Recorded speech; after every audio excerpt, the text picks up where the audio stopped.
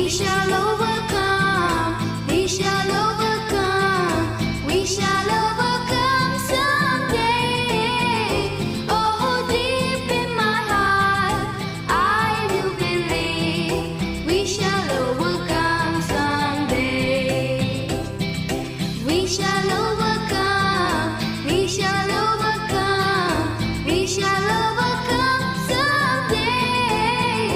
Oh, deep in my heart, I do believe we shall overcome someday.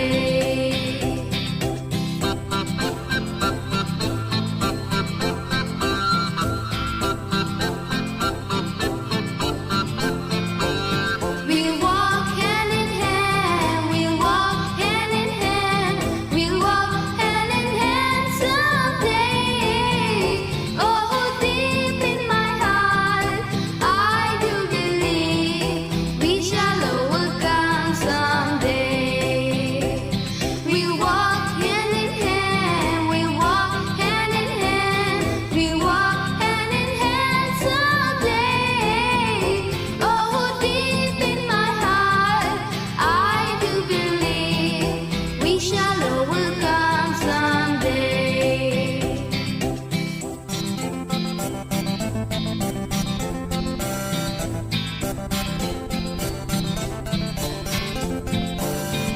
We shall live in peace.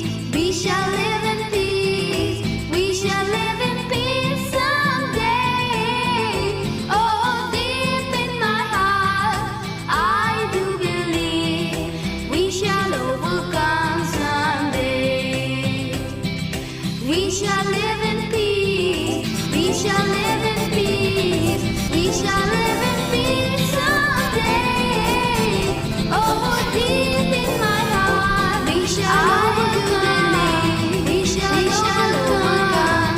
We shall overcome someday. Oh, deep in my heart, I do believe we shall overcome someday. We are not afraid. We shall overcome. We shall overcome. We shall overcome someday. Deep in my heart, I do believe we shall overcome. We shall overcome. नमस्कार मित्रों, आधारशिला क्रियान्वयन संदर्शिका के प्रति आपकी समझ बढ़ाने के लिए बनाई जा रही वीडियो श्रृंखला की इस चौथे वीडियो में एक बार फिर से आप सभी का स्वागत है। पिछले वीडियो में हमने भाषा शिक्षण से संबंधित आधारशिला क्रियान्वयन संदर्शिका को समझा था, जबकि इस वीडियो में हम गणित शिक्षण के लिए दी जा रही आधारशिला क्रियान्वयन संदर्शिका के प्रति अपनी समझ को बढ़ाएंगे।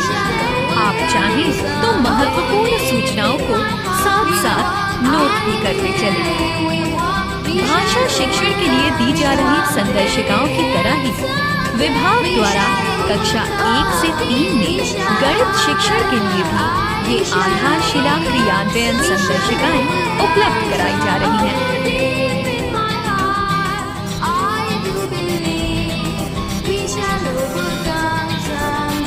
शुरू करने से पहले एक बार हम कक्षा 1 से 3 के लिए दी गई समय सारणी को देख लेते हैं। गणित संबंधित शिक्षण कार्य हमें समय सारणी में गणित के लिए दिए गए समय के अनुसार ही करना है। इस समय सारणी को देखकर हम ये जान पाएंगे कि गणित के लिए भी भाषा जितना ही समय दैनिक रूप से शिक्षण कार्य के लिए दिया गया है। समय सारणी देखकर आपको गणित शिक्षण के लिए निर्धारित कालांशों की जानकारी हो गई होगी। जहां कक्षा 1 और कक्षा 2 में गणित शिक्षण के लिए 40 मिनट के 3 कालांश यानी 120 मिनट निर्धारित हैं, वहीं कक्षा 3 में इसके लिए 2 कालांश यानी 80 मिनट दिए गए हैं। कालांशों की जानकारी के बाद अब हम गणित शिक्षण के लिए दी गई इस संदर्शिका को अच्छे से समझने की कोशिश करते हैं। यहाँ इस संदर्शिका के अंदर गणित शिक्षण के लिए कक्षा का संचालन किस प्रकार किया जाए, इसकी पूरी प्रक्रिया दी गई है। इसके साथ ही शिक्षण कार्यों में विविधता लाकर किस प्रकार छात्रों की रुचि गणित विषय के प्रति बनाई जाए, इसकी पूरी जानकारी भी इस संदर्शिका में दी गई है। इसके अतिरिक्त संदर्शिका में कक्षा के दौरान छात्रों की प्रगति के आकलन के मायने भी हमें बताए गए हैं। पूरे वर्ष कराए जाने वाले शिक्षण कार्य की जानकारी भी हमें संदर्शिका में ही दी गई वार्षिक योजना से हो जाती है। आपको याद होगा, इस वार्षिक योजना को हम विस्तार पूर्वक अपने पहले वीडियो में ही देख और समझ चुके हैं। इस संदर्शिका में पूरे वर्ष के पाठ्यक्रम की वार्षिक योजना को प्रेरणा सूची में दी जा रही दक्षताओं के अनुसार शिक्षण योजना में विभाजित किया गया है। प्रत्येक शिक्षण योजना एक शिक्षण उद्देश्य से तैयार की गई है। आप सभी शिक्षक कक्षा का संचालन इन्हीं उद्देश्यों के आधार पर करेंगे। प्रेरणा सूची की हर दक्षता को हासिल करने के लिए हम एक से अधिक शिक्षण योजनाओं का भी इस्तेमाल कर सकते हैं। कक्षा के अंदर इन छोटे छोटे उद्देश्यों को पूरा करते हुए हम एक संपूर्ण दक्षता हासिल कर पाएंगे। आइए इसे और विस्तार से हम आगे समझते हैं। एक विषय, दक्षता या अवधारणा से संबंधित एक जैसी सभी शिक्षण योजनाओं से पहले उस अवधारणा की चर्चा की जाती है। अवधारणा से संबंधित प्रेरणा सूची की दक्षता, पढ़ाने के लिए सामग्री जैसे गणित किट और प्रिंट रिच सामग्री और अवधारणा को पूर्ण रूप से समझने के लिए निर्धारित समय भी बताया गया है। इसके अलावा इस अवधारणा को समझने के लिए बच्चों में अगर पूर्व या अपेक्षित ज्ञान जरूरी हो तो उसका उल्लेख भी किया गया है। आइए इसे ठीक से समझने के लिए अब हम एक शिक्षण योजना की रूपरेखा के बारे में चर्चा करें। यहाँ प्रत्येक शिक्षण योजना किसी न किसी शिक्षण उद्देश्य से बनाई गई है। इस प्रकार के विभिन्न उद्देश्यों को पूरा करते हुए ही हम प्रेरणा सूची की दक्षताओं को हासिल कर पाएंगे। प्रेरणा सूची की ये दक्षताएं कोड के रूप में संबंधित शिक्षण उद्देश्यों के साथ ही दी गई हैं। इस शिक्षण योजना में कक्षा में पढ़ाने के लिए जरूरी सामग्री के बारे में बताया गया है। साथ ही ये भी बताया गया है कि इस सामग्री को इस्तेमाल करते हुए शिक्षक बच्चों के साथ क्या क्या गतिविधियां करेंगे। इसके अलावा बच्चों को दिए जाने वाले गृह कार्य को भी इसमें दिया गया है। साथ ही शिक्षण उद्देश्य पूरा हुआ या फिर नहीं और बच्चों को कितना समझ में आया, ये जानने के लिए हर शिक्षण योजना में आकलन की प्रक्रिया और संबंधित चिंतन के समय का भी वर्णन किया गया है। तो आइए अब बात करते हैं शिक्षण योजना के साथ दी जाने वाली वर्कशीट यानी कार्यपत्र की। इस वर्कशीट में गतिविधि को विस्तार पूर्वक बताया गया है और उससे संबंधित सूची की दक्षता से जोड़ा गया है। ऐसी गतिविधियां बच्चों में पढ़ाई के प्रति आकर्षण जगाती हैं। आशा है अभी तक आपने गणित की शिक्षण प्रणाली को काफी अच्छे से समझ लिया होगा। तो आइए चलते चलते एक बार फिर से इस वीडियो में अभी तक बताई गई गणित शिक्षण तकनीक को दोहरा लेते हैं। देखिए, जब भी आप गणित शिक्षण के लिए दी गई समय सारणी के अनुसार कक्षा में जाएंगे तो पहले ये देखेंगे कि वार्षिक कार्य योजना के अनुसार बच्चों को कौन सी अवधारणा पढ़ानी है। फिर उस अवधारणा से संबंधित शिक्षण योजना को कक्षा में लागू करते हुए इसी शिक्षण योजना के अंदर दिए गए TLM का इस्तेमाल कर बच्चों को पढ़ाएंगे। ये सब करते हुए ही हम प्रेरणा सूची की दक्षताओं को हासिल कर पाएंगे। तो मित्रों, एक बार फिर से उम्मीद करती हूँ कि गणित की इस नई शिक्षण प्रणाली को भी आप भाषा शिक्षण की तरह ही अपनी शैक्षिक तकनीक में ढालकर बच्चों में गणित के प्रति एक नई समझ और रुचि उत्पन्न करेंगे। धन्यवाद।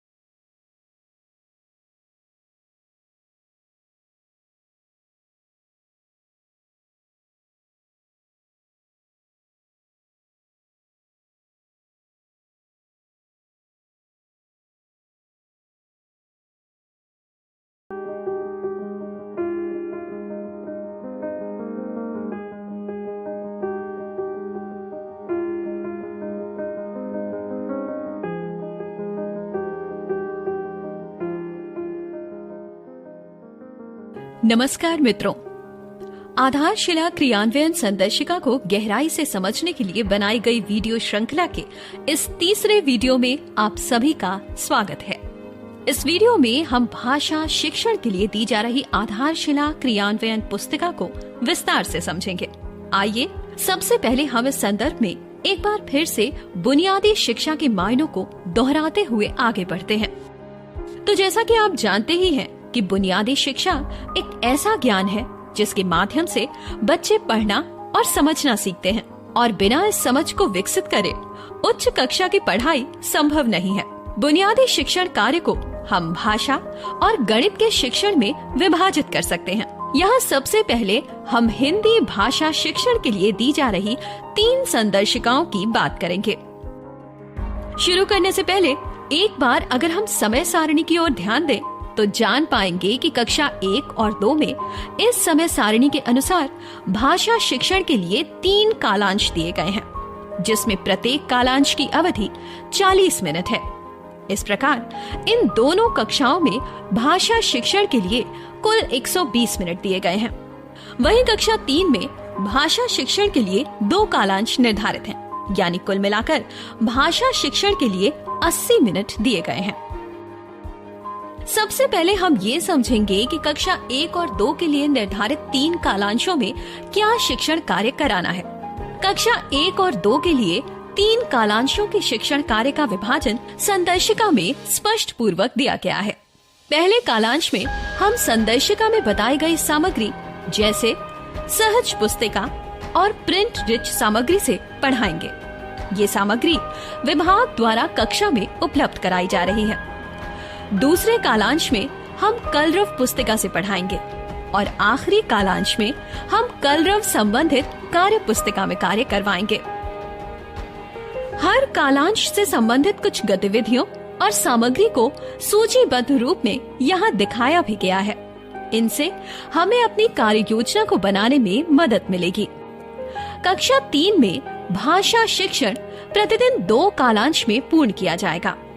प्रथम कालांश का उद्देश्य मौखिक कार्य और पढ़कर समझने जैसे जरूरी अभ्यास पर रहेगा, जबकि दूसरे कालांश में कलरव पाठ्य पुस्तक पर आधारित शिक्षण कार्य किया जाएगा। प्रथम कालांश से संबंधित शिक्षण के लिए चित्र चार्ट, कविता पोस्टर और सहज पुस्तिका का उपयोग किया जाएगा। वहीं दूसरे कालांश में शिक्षक प्रेरणा सूची की दक्षताओं को आधार बनाते हुए व्यवस्थित रूप से पाठ्य पुस्तिका से पढ़ाएंगे। अब हम समझेंगे कि कक्षा में दैनिक कार्य योजना के साथ शिक्षण प्रक्रिया कैसे करें। कक्षा 1 और 2 के संचालन और भाषा शिक्षण के लिए 3 कालांश में बटे इस नए प्रारूप के अनुसार ही अब हमें प्रतिदिन शिक्षण कार्य कराना है। ये प्रारूप कक्षा 1 की संदर्शिका में दिया गया है। इस प्रारूप से हम कालांश के अनुसार शिक्षण गतिविधियों और सामग्रियों का अंदाज लगा पाएंगे। हम जब भी कक्षा में किसी माह या सप्ताह में शिक्षण की तैयारी करें, तो सबसे पहले संदर्शिका में दी गई वार्षिक योजना को ठीक से समझ लें। पहले उस महीने और सप्ताह के लिए आवंटित विषय का चयन करें, जिससे हर कालांश से संबंधित शिक्षण सामग्री से परिचित हो जाएं, और फिर विषय संबंधित कार्य योजना बनाएं। अब हम एक एक करके कालांश संचालन समझते हैं। यहाँ हर कालांश के सफलतापूर्वक संचालन के लिए एक कार्य योजना का ढांचा तैयार किया गया है। सबसे पहले बात करते हैं प्रथम कालांश की। मौखिक भाषा विकास एवं लेखन को सिखाने के लिए कक्षा 1 की वार्षिक कार्य योजना में एक निर्धारित समय दिया गया है। इसका अर्थ है कि प्रथम कालांश में शैक्षिक कार्य इसी ढांचे का उपयोग करते हुए होगा, और यहाँ कार्य पूर्ण करने के लिए कई प्रकार की गतिविधियों का भी उपयोग होगा। इन गतिविधियों को सप्ताह के 6 दिनों में बांटा गया है। आइए हम प्रथम कालांश की 40 मिनट की अवधि को गतिविधियों के रूप में समझते हैं। सप्ताह के दूसरे दिन 5 से 7 मिनट मौखिक खेल गतिविधि होगी और 15 से 20 मिनट चित्र चार्ट पर चर्चा करेंगे। तीसरे दिन कविता पर कार्य होगा और शिक्षक द्वारा कहानी पढ़कर सुनाई जाएगी। इसके साथ ही साथ प्रतिदिन 10 से 15 मिनट कहानी पर कार्य और चर्चा से संबंधित लेखन कार्य की गतिविधि भी अनिवार्य रूप से कराई जाएगी। दैनिक कार्य योजना में प्रतिदिन किस सामग्री को प्रयोग में लाना है, इसका उल्लेख वार्षिक कार्य योजना में स्पष्ट रूप में दिया गया है। इन सभी गतिविधियों का सीधा संबंध कक्षा 1 में दी गई भाषा की प्रेरणा सूची से है। हर गतिविधि प्रेरणा सूची की किसी न किसी दक्षता को बच्चों को सीखने के लिए लाभदायी है। जैसे जैसे प्रथम कालांश की गतिविधियां कक्षा में पूर्ण होंगी, उसी के साथ बच्चे भी इन दक्षताओं को हासिल करते चले जाएंगे। इसी के साथ हमने प्रथम कालांश का कक्षा संचालन सीख लिया है। अब हम कक्षा 1 में द्वितीय कालांश का संचालन सीखेंगे। द्वितीय कालांश में हमें कलरव पुस्तिका का इस्तेमाल करना है।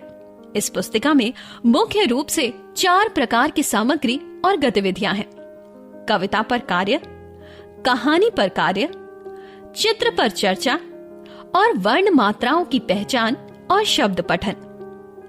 प्रथम कालांश की गतिविधि की तरह ही हम सप्ताह के 6 दिनों में इन गतिविधियों को आवंटित करेंगे, जिससे हमारे द्वितीय कालांश की दैनिक योजना निकलेगी।